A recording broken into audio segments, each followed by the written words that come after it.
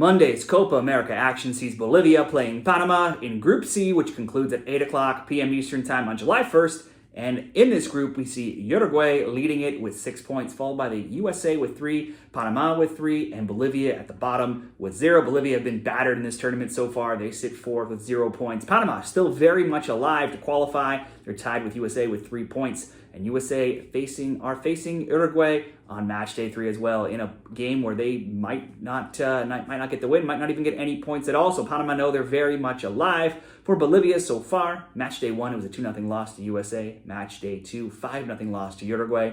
Versus USA, the Americans scored in the 2nd and 44th minute. Americans had 61% possession. The shots were 20-6, shots on target 8-3, corners 7-1.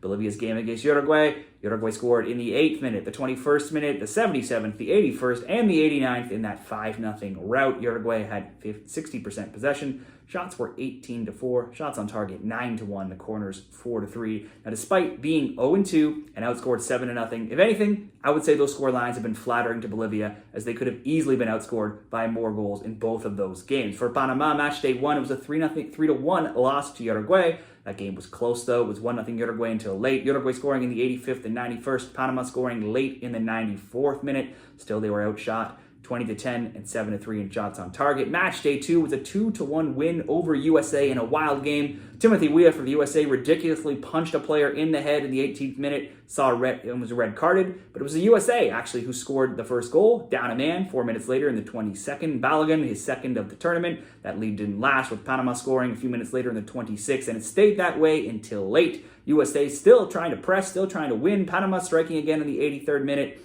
from Jose Fajardo for the winner. Panama wouldn't finish the game, though, with 11 players on the field either. Houston Dynamo player Adalberto Carrasquilla took the red card in the 88th minute, so he'll be missing out for this final game of the group stage as well. The stats in that game: Panama 74% possession, shots 13-6, shots on target 4-3, in the corners 3-0. Head-to-head between Panama and Bolivia, Panama won a 2023 friendly 2-1, and they won all four all-time meetings between these teams, but those are going further back.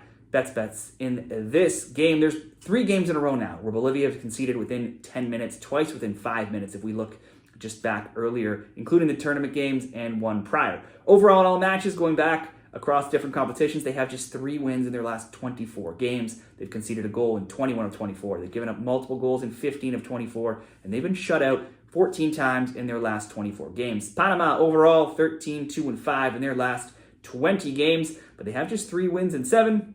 Recently, they have losses to Uruguay, Paraguay, Jamaica, Mexico, and they've beaten Guyana, Montserrat, and then USA in their last game. Panama comes in favored here. Odds-on favorites, -163 at Bet365. Bolivia, +450. The draw, +290. Now, Panama know there's a real chance that Uruguay could beat or draw USA, meaning a win or maybe even a draw would put them through in an unlikely scenario, as they were not favored to advance from this group. I expect a good showing from them to beat Bolivia, just like everybody else has. Now, maybe they are big favorites. You won't get a big return on that. You could consider something like a same-game parlay. If you want to do Caesar Blackman, he has to just get a shot in this game. He leads Panama right now with 3 shots and 1 goal as well. So you could go Panama to win, maybe Blackman over 0.5 shots in a same-game parlay at -120. Or if you want to look to Panama's forward, Eduardo Guerrero, he's the forward, you go for him to get a shot, maybe -143.